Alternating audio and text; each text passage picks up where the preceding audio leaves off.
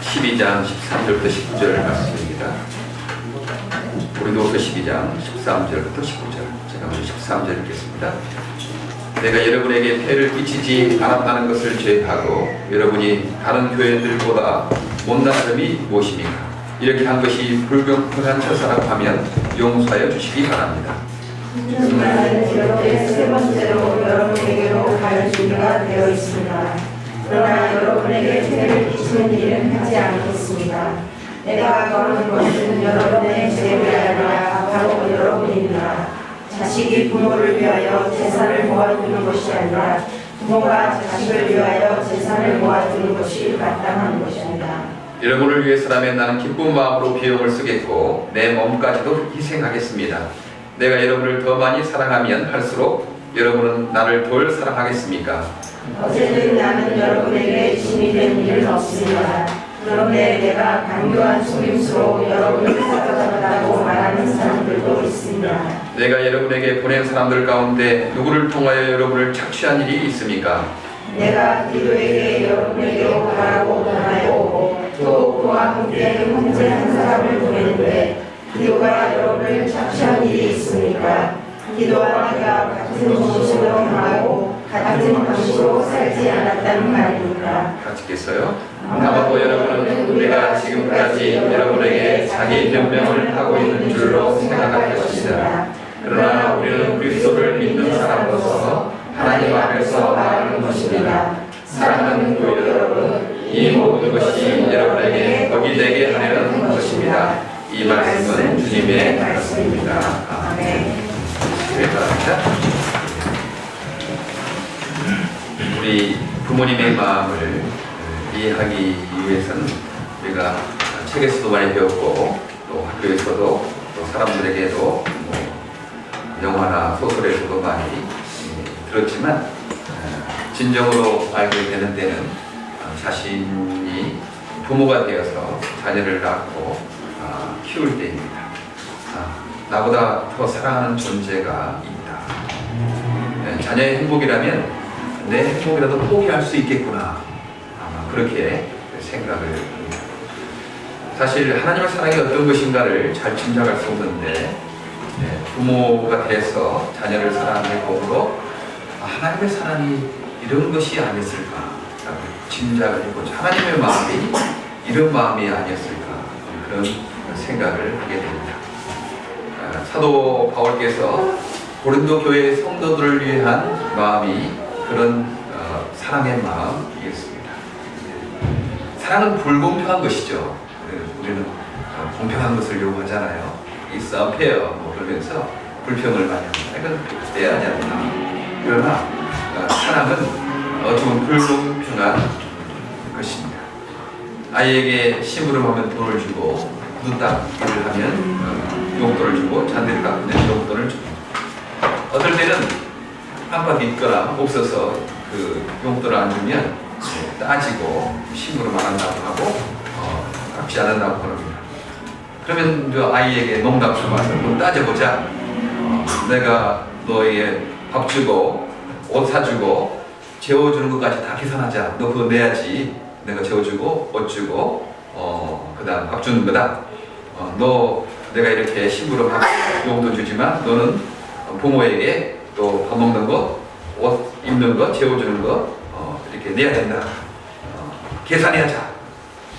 그렇게 얼마나 불공평한 그 사랑을 엄마가 아이에게 해주는지 모릅니다. 그렇죠? 부모가 아이에게 너무나 불공평한 그 사랑을 해주는 거죠. 아이는 뭐 조금 해주는데요. 부모는 많은 것을 해주니까 이게 불공평하지 않겠습니까? 그러나 엄마는 그 불공평을 수고한다고 불평하지 않습니다. 사랑하니까 기꺼이 불공평을 불공평인 줄 모르고 수고를 하는 거죠. 사도 바울께서는 마땅히 받아야 할 사례를 고린도 교회 성도들에게는 받지 않았습니다. 고린도 교회 성도들이 아직 영적으로 성숙하지 못했다라고 판단했기 때문이죠. 그래서 고린도 교회 성도들에게 예수 그리스도의 죽으심과 부활을 전하고 하나님을 알게 하면 그들을 사랑해 사는 건데 그들이 혹시 오해해서 그렇게 뭐 돈을 바라고 생계 수단을 위해서 바울이 저는 예수 복음을 전한다 이렇게 오해될까봐 그렇게 해서 고린도 교회 성도들에게는 사례를 받지 않았습니다. 그때 당시에 많은 소피스트들, 그리스 철학자들, 지금 고린도도 그리스의 한 그 집이기 때문이죠. 그 지역이기 때문에 그 여러 가지 철학자들은 그런 여러 가지 학문을 가르치면서 돈을 받았거든요. 그래서 바울 사도와 그의 동역자들은 그렇게 오해되기 싫어서 뭐 돈을 벌기 위해서, 생계를 위해서 우리가 복음을 전하는 것이 아니고 당신들을 사랑하기 때문에 복음을 전한다는 이 마음을 이해시키기 위해서 고린도 교회에게는 사례를 받지 않았습니다. 고린도 교회의 상편을 우리가 잘 알게 되는 것은 오늘도 성경에 뒷부분도 있는데 다 읽지는 않았어요. 거기에는 여러 가지 다툼과 시기가 있었거든요. 여기 보면 고린도 교회 여러 가지 보면 이렇게 말합니다. 다툼과 시기와 분쟁과 당짓는 것과 중선함과 수고하는 것과 거만하는 것과 어지러운 것이 있을까 두려워하고 20절에 그렇게 말하는 거죠.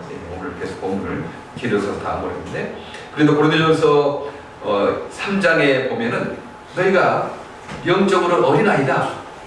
성숙하지 못했다. 너희 가운데 시기와 싸움 다툼이 있는 걸 보니까 아직도 너희가 영적으로 어린아이다. 나는 바울 편, 나는 아볼로 편. 편이 갈라져가지고 이 바울 편, 아볼로 편 이렇게 고린도 교회가 있었던 거죠. 우리가 어렸을 때 생각해 보면 왜 그리 다투고 싸우는 거 별것 아닌 것 가지고 그런 생각을 많이 하게 되지 않습니까? 그 어렸을 때 많이 싸웠던 것 같아요.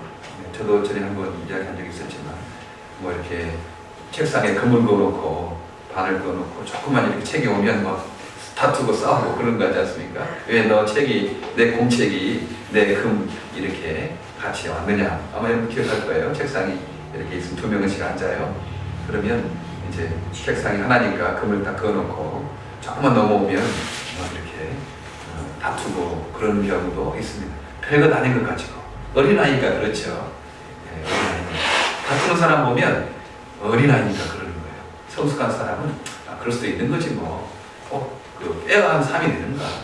빼어한 삶도 있는 거지 뭐. 그렇게 생각하고 이해하고 그걸 넘어가고 용서하고 그러는데 조금 성숙하지 못한 사람들은 그게 언pea하다. 그럴 수가 있느냐? 그 잘 모르는 거죠. 청년쯤 되면 세상이 너무 불우한 것 같고 막 언pea한 것 같고 그러지만요. 조금 더 나이가 들여다 보면 세상은 언pea하게 그렇게 가는 것이 많구나. 어떻게 보면 그게 사랑 때문에 언pea할 수도 있고 불운 때문에 언pea할 수도 있고 그런 언pea한 부분이 좀 많이 있구나. 그래서 조금 이해하게 되고 용서하게 되는 경우가 있습니다. 그런데 어렸을 때 청년의 시기에는 너무 그것들이 막 바다가 되고 힘들어지는 것을 볼 수 있지 않습니까? 하여튼 어린아이들은 불평 많고 싸움하고 다투는 거 있으니까 고린도 교회가 아직도 영적으로 어린아이다 생각해서 거기에서 뭐 사례를 받으면 그런 오해를 받을까봐 1절 사례를 받지 않았습니다. 그건 불공평한 행동이었죠. 그래서 당신들에게 내가 그 폐를 끼치지 않으려고 그렇게 사례를 받지 않는 것 이것이 불공평하다고 생각하냐? 그럼 미안하다. 그것 때문이라면 미안하다. 용서해 주시기 바란다. 이렇게 막 다른 교회 그 윗지방 그리스 윗지방에 그 데살로니가 교회나 빌립보 교회에서는 사례를 받았거든요.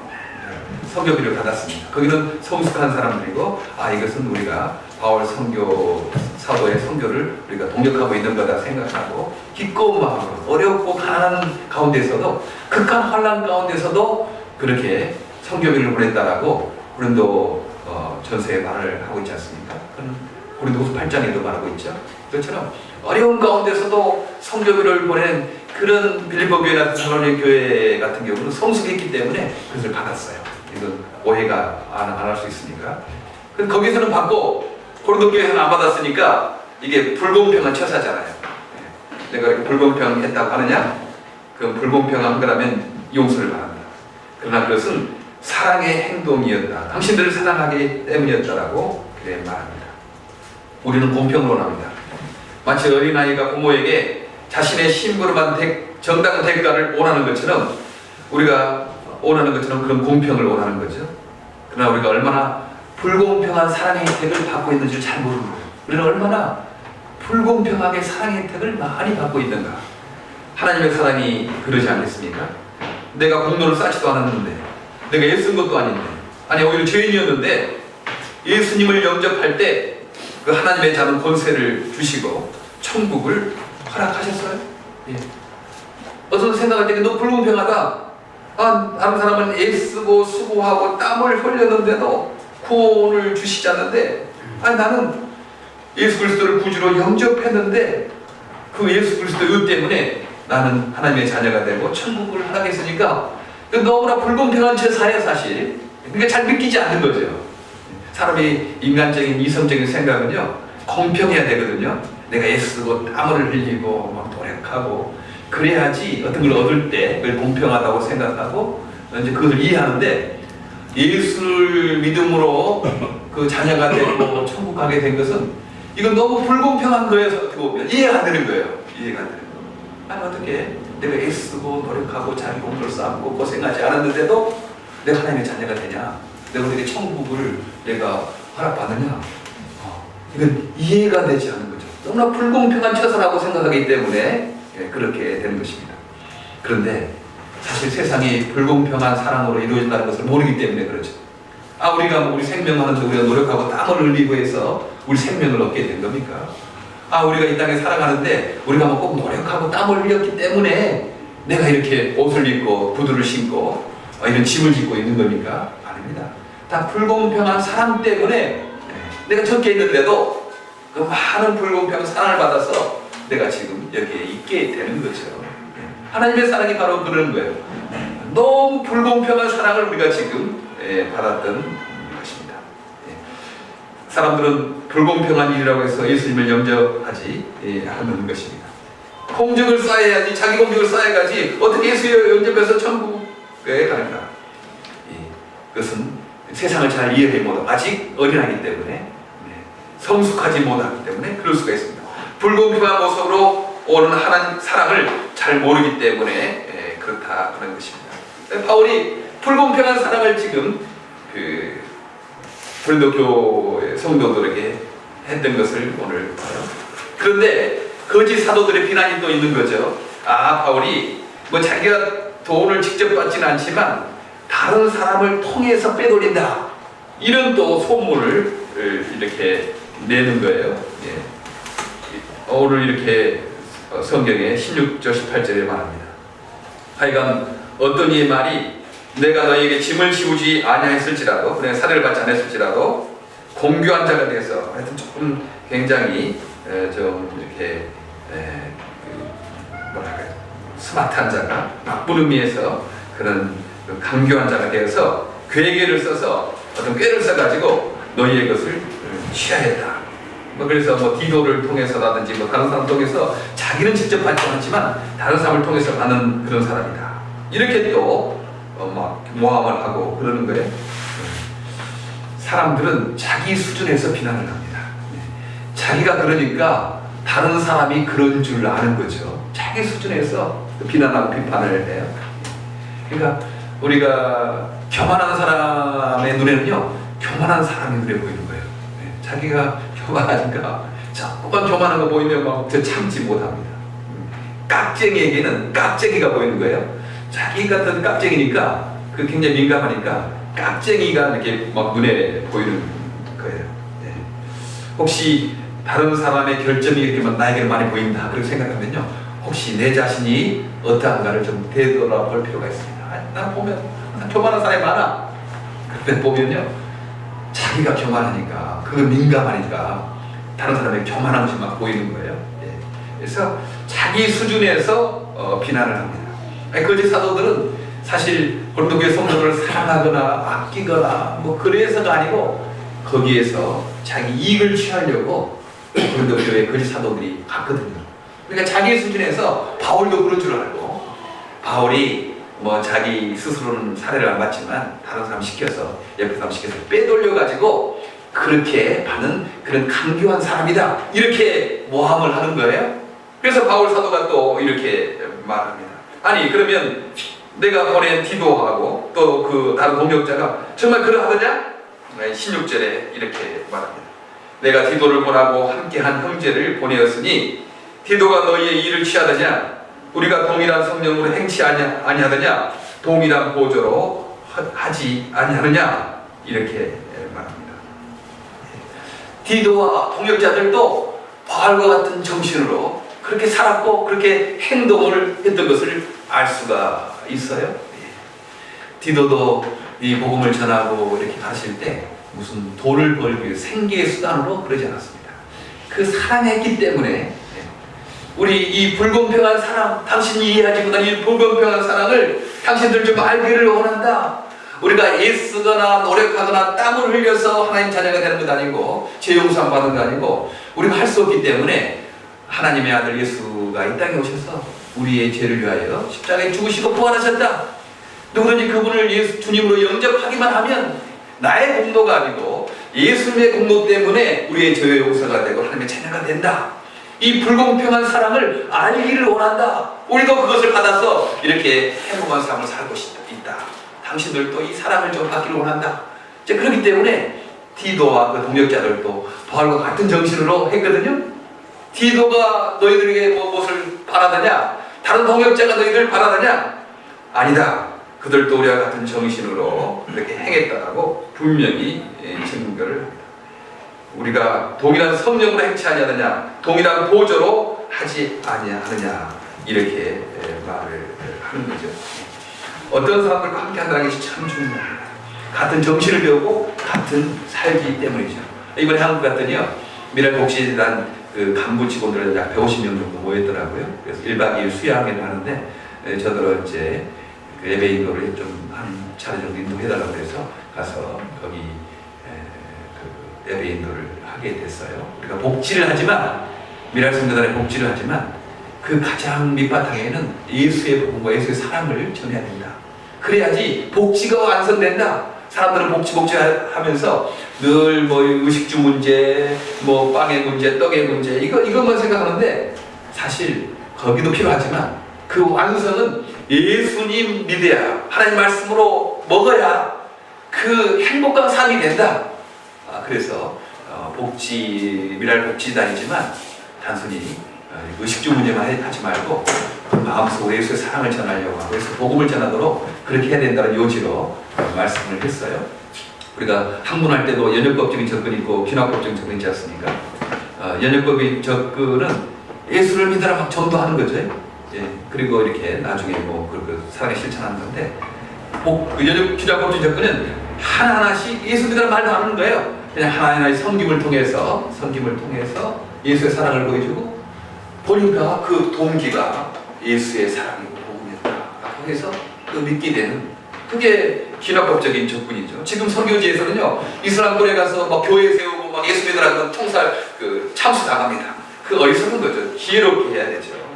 이런 장애인들 학교를 세우고 병원도 세우고 그렇게 해서 그 사람을 예수가 당신들 이용하고 교세 확장하기 위해서 기독교 교세 확장하고 뭐 당신들을 뭐 그렇게 기독교 세력하기 위해서 하는 건 아니고 이 불공평한 사람을 좀 받기를 원한다.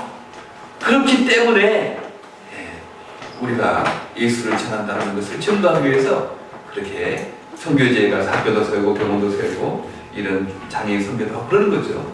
그때 저분들이 예수를 전하는 게 우리를 이용하거나 우리를 막 착취하거나 우리를 수단화시키기 위해서가 아니고 나를 사랑해서 하는 거구나. 그것을 알게 돼서 예수님을 영접하는 것 아니겠습니까? 바로 복지는 그런 거다. 이제 그런 쪽으로 이야기를 하면서 했는데 참 좋은 교제가 됐어요. 그때 제가 첫 번째 개회를 드리고 둘째 날은 두 번째 강의는 송공 박사님 이렇게 했는데 똑같은 이야기 하는 거예요. 복음에 대한 이야기를 하고 다음 날 아침 점심은 홍정일 목사님이 또 새벽 기도하고 폐예배를 했는데 그때도 홍 목사님도 또 같은 이야기를 하니까 우리가 뭐 서로 입을 맞춘 것도 아니거든요. 입을 맞췄다 그러니까 그런 거 아니고 그냥 말을 한 거예요. 그래서 그런데도 똑같은 이야기를 저도 개베 때 그러고 서봉 박사님도 복음의 중요성에 대해서 말하고 홍 목사님도 복음의 정신에 대해서 이렇게 말하니까 같은 정신으로 우리가 하겠구나 그런 생각했어요. 이번에 말 들으니까 미랄복지재단이 모든 재단 가운데 가장 투명하고 가장 정확한 그런 상을 3일 회계사에서 회계법인에서 그 8가지 재단에 그 회계 이렇게 하고 상을 주는데 가장 그 투명한 재단으로 상을 받았다고 연락을 받습니다. 너무 감사한 일이죠. 지금까지는 아직 미랄이 그런 식으로 투명하게 순수하게 이루어왔습니다. 내일은 모르겠어요. 모레는 모르겠어요. 커지면 커질수록 이제 그런 정신이 없는 사람 들어오면 문제가 생길 수 있겠죠. 걱정이 되죠. 커지는 걸 좋긴 하지만 또 이런 순수한 정신과 이 행함이 이게 좀 훼손되면 어떡할까 그런 또 걱정도 좀 있습니다. 그러나 지금까지는 하나님께서 우리에게 성령으로 동일한 보좌를 갖게끔 미랄의 이름으로 하는데 이렇게 하게 돼서 얼마나 든든한지 모르겠습니다. 바로 바울도 그랬고요. 바울의 동력자 디도도 그랬고 그 동력자들도 그런 같은 성령으로 그렇게 행함을 했다. 바울 사도가 공교하게 강교한 자가 되어서 자기는 사례를 받지 않았지만 옆에 사람을 통해서 그렇게 이렇게 돈을 빼앗지 않았다. 이것을 이렇게 말하는 것입니다. 이렇게 말하는 게 사실 구차하죠. 이렇게 이렇게 말하고 하는 게 어떻게 말한다는 게 조금 자기 변명 같고 구차한 것 같고 그래서 바울 사도가 또 이렇게 말합니다. 이게 내가 변명하는 것 같고 구차한 말을 하는 것 같은데 그건 그거 아니고 덕을 세우기 위해서 그렇게 하는 거다. 19절에 이렇게 말합니다. 이때까지 우리가 우리를 너희에게 변명하는 줄로 생각하는구나. 우리가 그리스도 안에서 하나님 앞에 말하노라. 사랑하는 자들아, 이 모든 것을 너희의 덕을 세우기 위해서 하기 위함이라 라고 그 말을 합니다. 어떻게 변명 같고 구차한 말 같고 그러지만 어떤 경우는 설명을 해줘야 할 필요가 있는 것 같아요. 그렇지 않으면 오해하니까 좀 설명을 해줄 필요가 있는 것입니다. 내가 꼭 그 사람에게 설명해줄 책임이 없어요. 내가 그 사람에게 내가 이런 이야기를 해줘야 할 필요가 있나? 그런 책임이 없어요. 그 사람이 그런 것을 요구할 권리도 없는 거예요. 권리도 없는 거예요. 그러나 우리는 그럼에도 불구하고 그 설명을 좀 해줘야 될 필요가 있어요. 내가 그걸 책임도 없고 그 사람이 나를 요구할 권리도 없는데 그거 내가 해야 되나?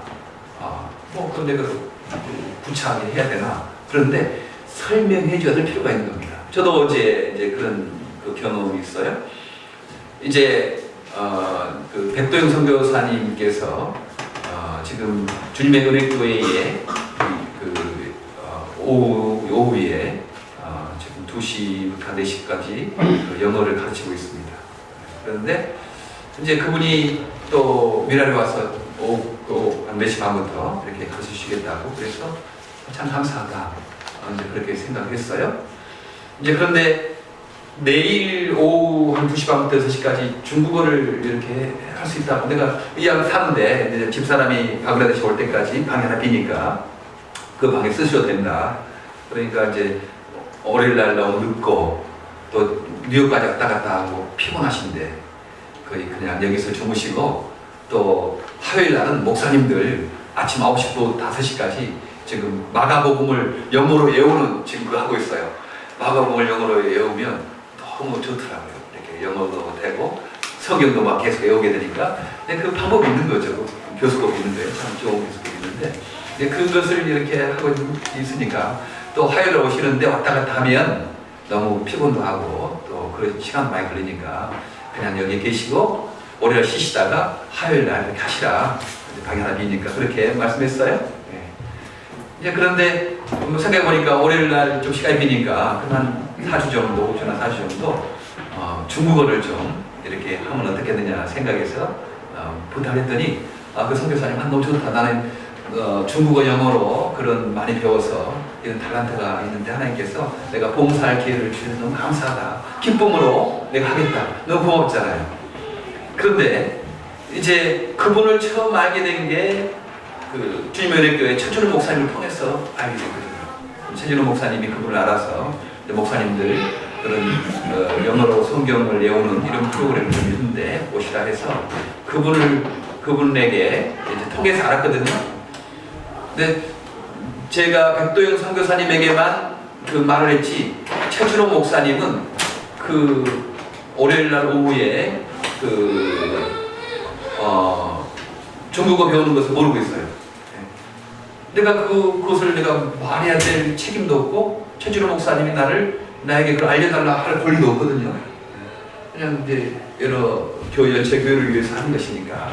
그러나 최준호 목사님을 통해서 백도영 선교사님을 알게 됐는데, 최준호 목사님에게 이 사실을 알리는 게 덕이 되겠다라는 생각을 해서 어제 그렇게 전화했어요. 목사님, 이제 우리 백성교사님이 교회 영예 끝나고 오후 4시부터 밤부터 여기서 주일 미랄에 봉사하고, 제가 너무 피곤하니까 주일 저녁, 월요일 저녁 계시라고 했다. 근데 월요일 오후에 시간이 돼서 이렇게 중국어가 됐으니 그걸 알려드리겠다.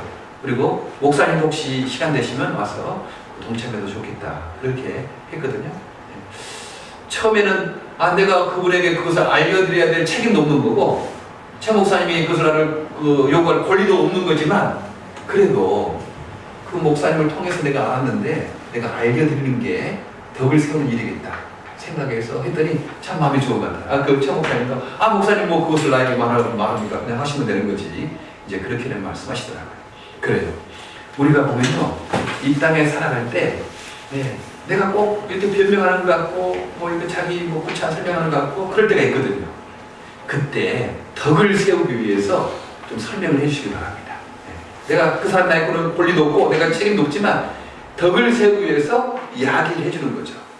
그리고 혹시 다투거나 사람이 살 때 다투지 않겠습니까? 부부간에 다투고 그러는데요. 잘못한 사람이 먼저 화해에 손을 내면 힘듭니다. 왜냐하면 자기 잘못한 거 알기 때문에 잘 못해요. 힘이 없어요. 그래서 그 화해를 청하고 이렇게 용서할 때는 잘못 안 한 사람이 먼저 이렇게 해주는 것입니다. 그게 덕을 세우는 거예요. 그게 잘못 안 한 사람이 내가 잘못 안 했는데 당신이 먼저 나에게 화해의 손길을 내밀든지 어떤 제스처를 쳐야지, 내가 잘못한 것도 없는데 내가 왜 먼저 그렇게 손을 내미냐, 그렇게 생각할 수 있잖아요. 내가 먼저 손을 내면 빼야하자 그렇게 생각할 수 있잖아요. 그러나 덕을 세우기 위해서 내가 잘못이 없다라고, 내 잘못이 덜하다고 생각한 사람이 먼저 손을 내밀어주는 것, 이게 필요합니다. 바울이 그랬어요. 이거 설명할 필요도 없는 거고 그러는 거지만 내가 약한 것을 자랑하고 그랬잖아요. 또 무슨 자기의 그 육체의 가시 장애를 자랑하고 그 자랑은 자랑했거든요. 내가 어쩔 수 없이 하는 거다 이거. 그리고 내가 고린도 교회에서 페이 안 받는 거 이거 당연히 하는 것이지만 그렇게 거짓 사도들이 바울이 자기는 직접 돈을 안 받지만 디도를 통해서 다른 사람 통해서 빼돌린다 이런 이야기를 하니까 그냥 대꾸 안 하고 싶었지만 그래도 해야지 오해를 안 하고 덕을 세우는 것 같아서 내가 이렇게 이야기를 한다라고 말씀을 하고 있습니다. 그러면서 바울이 원했던 것은 고린도 교회 성도들 당신들의 재물이 아니고 당신들 자신입니다 라고 14절 15절에 말하고 하죠. 한번 우리 15절을 같이 14절 15절을 14절 한번 읽어볼까요? 14절 한번 같이 읽어보도록 하겠습니다.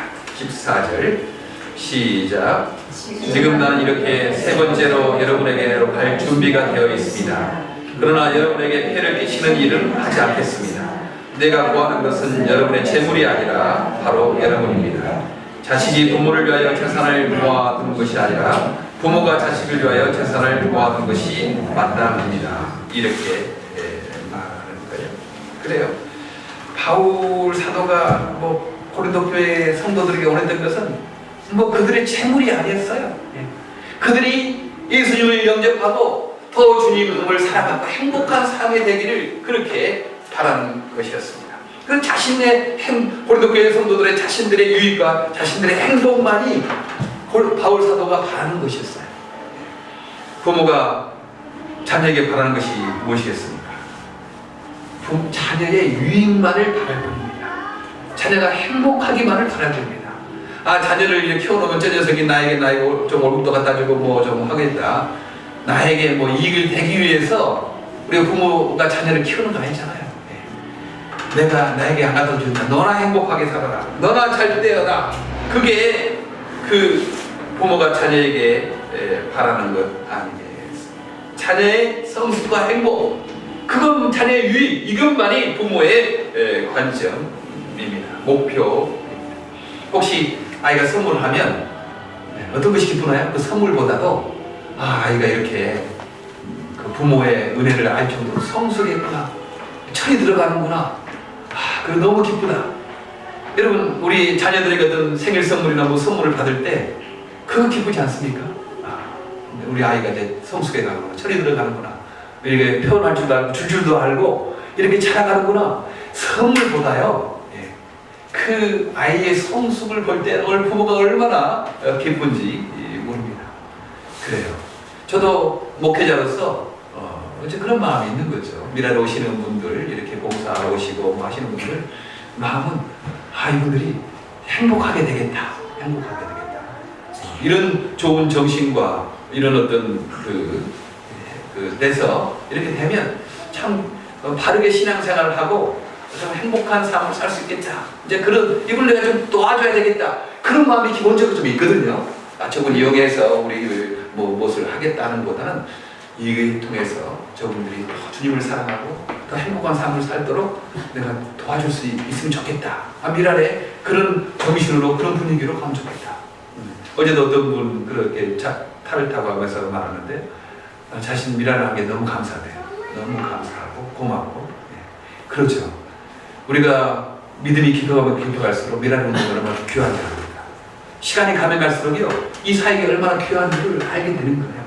결국 남는 게 예수의 사랑밖에 남지 않은 거 아니겠습니까? 우리 공부를 많이 하고 뭐 좋은 집을 짓고 좋은 차를 타고 그거 한다고 그래도 결국은 사랑밖에 남는 거 없어요. 고난당하는 사람들과 함께하는 이 사랑의 삶밖에 우리에게 더 귀한 것이 없는 것을 우리는 압니다. 그런 어떤 마음이 있는 거거든요.